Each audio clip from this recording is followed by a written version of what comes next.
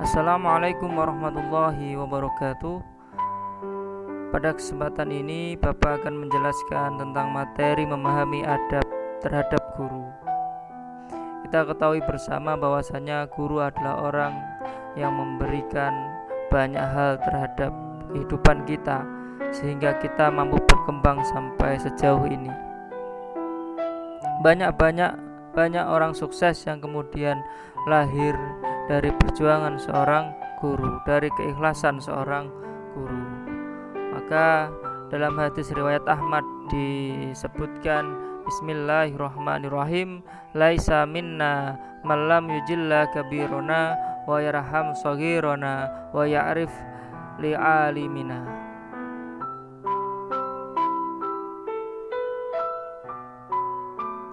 Yang artinya, tidak termasuk golongan kami orang yang tidak memuliakan yang lebih tua dan menyayangi yang lebih muda, serta yang tidak mengerti hak orang yang berilmu agar diutamakan pandangannya. Jadi bukan termasuk golongan daripada kami. Golongan siapa? Jadi golongan orang-orang yang beriman. Golongannya siapa? Golongan orang-orang yang mencintai Rasulullah SAW, karena dia tidak mau memuliakan orang tua dan tidak mau menyayangi lebih muda, dan serta tidak mengerti orang yang berilmu. Jadi sungguh luar biasa apa yang disampaikan dalam hadis ini. Kita diminta untuk bagaimana kita bersikap, bagaimana kemudian kita memuliakan terhadap guru-guru kita. Adab terhadap guru, selain diperintah untuk berbakti kepada orang tua, kita juga diperintah berbakti kepada guru. Guru yang telah mendidik dan mengajarkan ilmu kepada kita. Berkat guru pula kita menjadi manusia yang beriman, mengerti hal yang baik dan yang buruk, berbudi pekerti yang luhur, serta menjadi orang yang bertanggung jawab. Maka wajib menghormati seorang guru, baik dalam waktu mengajar ataupun tidak dalam mengajar. Jadi Rasulullah SAW bersabda, muliakanlah orang yang kamu belajar darinya, atau seorang guru. Kemudian kenapa kita harus memuliakan atau menghormati seorang guru? Ternyata ada sebab-sebab seorang guru itu harus dihormati. Di antara yang pertama adalah guru adalah orang yang banyak berjasa kepada kita. Kenapa disampaikan berjasa? Karena orang yang kemudian mengajari kita membaca, kemudian orang yang mengajari kita akhlak, orang yang mengajari kita sebuah tanggung jawab, orang yang mengajari kita tentang perbuatan baik dan buruk, di antaranya itu adalah jasa dari seorang guru. Guru tidak hanya mentransfer sebuah pengetahuan, tapi beliau juga mentransfer sebuah akhlak atau adab, atau membentuk sebuah perilaku seorang siswa yang berakhlakul karimah. Yang kedua, guru merupakan orang tua kedua. Jadi orang tua kita adalah orang tua biologis yang melahirkan kita, yang membesarkan kita, mendidik kita. Namun orang tua juga membutuhkan orang lain untuk membantu mengembangkan potensi yang dimiliki anaknya, yakni dengan bantuan seorang guru. Maka guru juga orang tua kita, namun dalam hal ini adalah orang tua non biologis, yakni orang yang membantu kita dalam mengembangkan potensi yang ada di dalam diri kita. Yang ketiga adalah guru yang telah membuat kita dari belum tahu menjadi tahu, dari yang belum bisa menjadi bisa. Teringat mungkin ketika kita masih di jenjang TK, teringat kita saat itu masih di jenjang SD, sampai kemudian kita masuk di jenjang SMA. Semua itu adalah seluruhnya bantuan dari seorang guru. mengantarkan kita dari setiap jenjang ke jenjang yang berikutnya.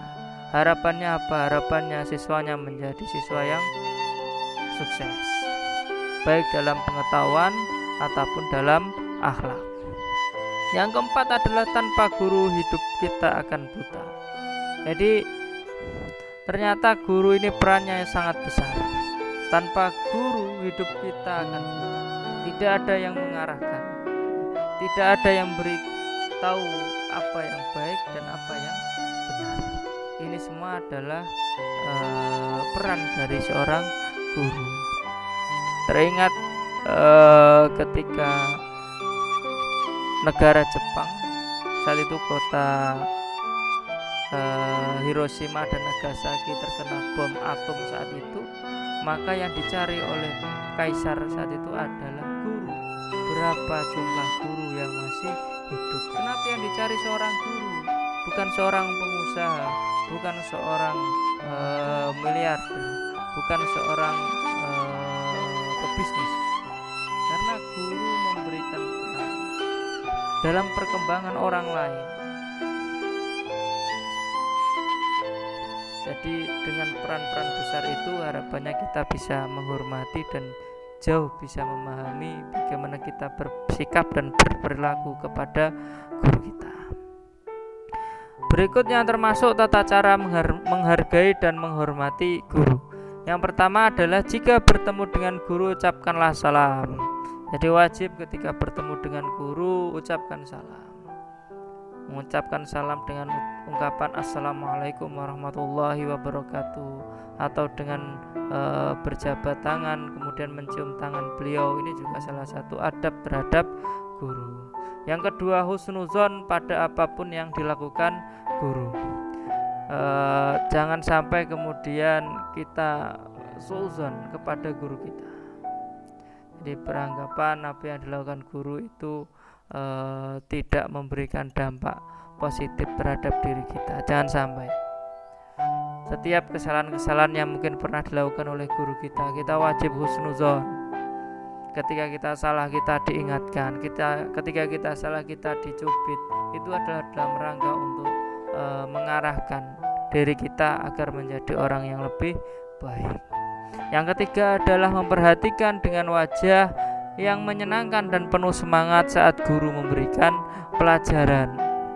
Jadi jangan sampai ketika guru menerangkan di dalam kelas justru kita memalingkan wajah kita fokus dengan perhatian yang lain, atau bahkan kita ngobrol dengan teman yang lain, padahal guru kita satu sedang berbicara menyampaikan sebuah ilmu.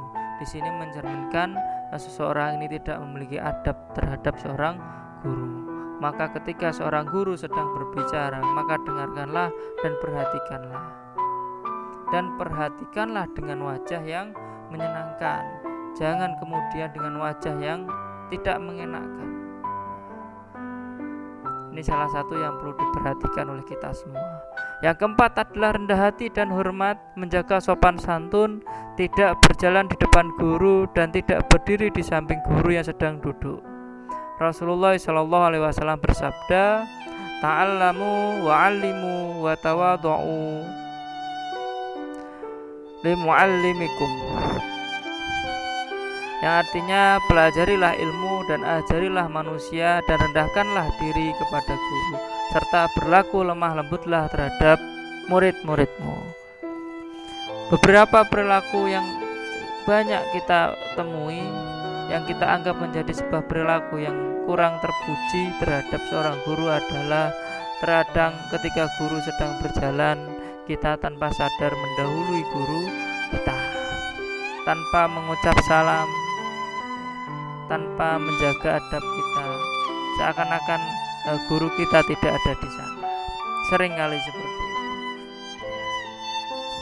Ketika guru kita sedang duduk, kemudian kita berdiri di dekatnya.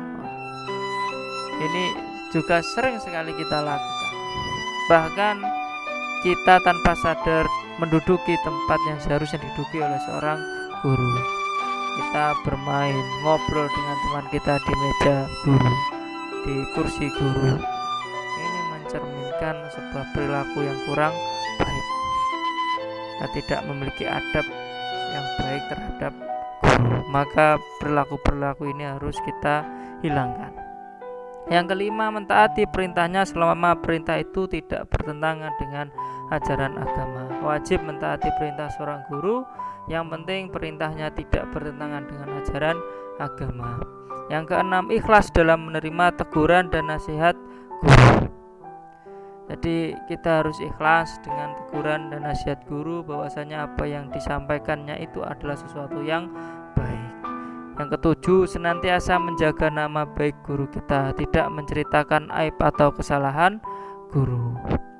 Jadi tanpa sadar kita di belakang guru kita membicarakan keburukan-keburukannya, kita menghina guru kita membeda-bedakan guru kita, membandingkan guru ini dengan guru yang lain. Itu tidak diperkenankan. Kita harus menjaga adab kita walaupun tidak berada di depan guru kita. Yang kedelapan, mengunjungi guru jika sedang sakit atau mendapat musibah. Yang kesembilan, memandang guru dengan pandangan memuliakan. Yai Haji Hasyim Asy'ari berkata, tidak diperbolehkan bagi pelajar memandang remeh gurunya, merasa ia lebih pandai daripada gurunya. Walaupun kita menganggap kita itu lebih alim kepada guru kita, terhadap guru kita, maka tidak sepantasnya kita memandang remeh guru kita.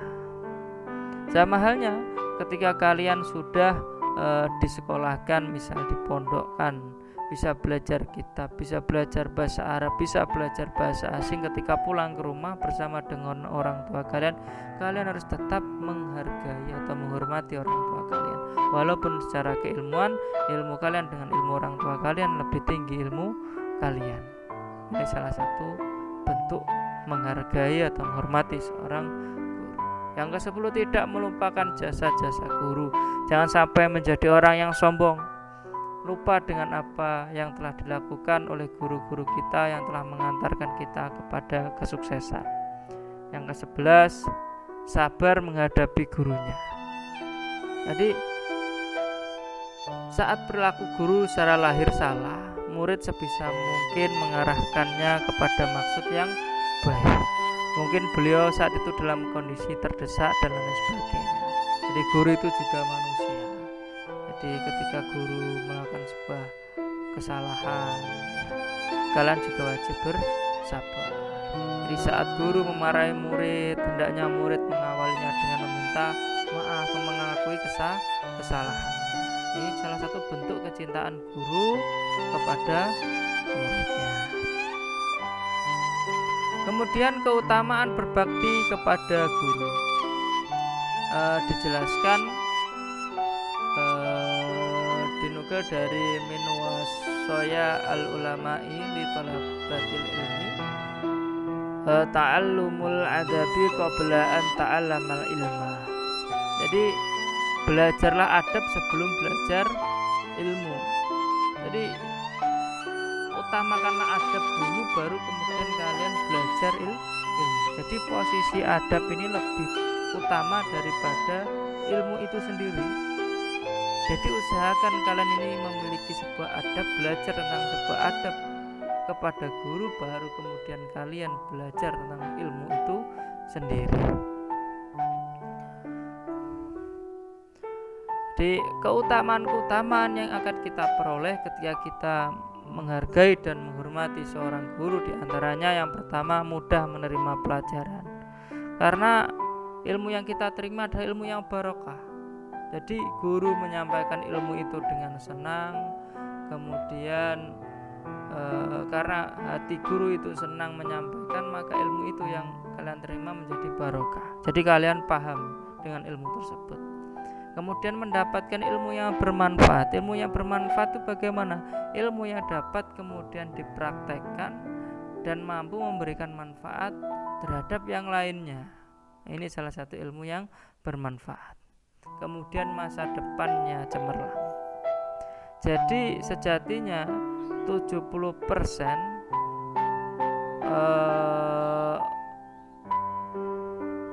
adab, 30% ilmu itu adalah yang akan mengantarkan kepada kesuksesan. Jadi adablah yang diperbagus, baru kemudian ilmu. Insya Allah di situ kalian akan mendapatkan kemudahan dalam meraih kesuksesan. Yang keempat, kelak menjadi orang yang hebat bermartabat. Yang kelima, hatinya tenang, tentram, pikirannya cerah, cahaya ilmu mudah masuk. Yang keenam, diangkat derajatnya oleh Allah Subhanahu wa taala. Dan yang ketujuh adalah barokah ilmunya, rezekinya, dan hidupnya. Ternyata dampak daripada kita menghormati dan menghargai seorang guru memiliki banyak hal yang positif untuk diri kita. Maka sekali lagi saya ingatkan, dalam proses ini bukan untuk hanya dipahami, tapi dipraktekkan. Ketika guru mengajar, ketika guru mengingatkan, segera direspon. Jangan sampai kemudian kita menyakiti hati guru kita, sehingga efeknya apa? Ilmu yang kita dapat menjadi tidak barokah, sehingga dalam prosesnya kita meraih sebuah kesuksesan dan cita-cita akan mengalami banyak kendala. Itu saja yang bisa Bapak sampaikan. Semoga bisa menjadi renungan bersama. Silahkan direnungkan apa yang telah kalian lakukan kepada guru-guru kalian selama ini. Apakah ada kekeliruan? Setelah itu segera menghubungi beliau dan meminta maaf. Terima kasih. Wassalamualaikum warahmatullahi wabarakatuh.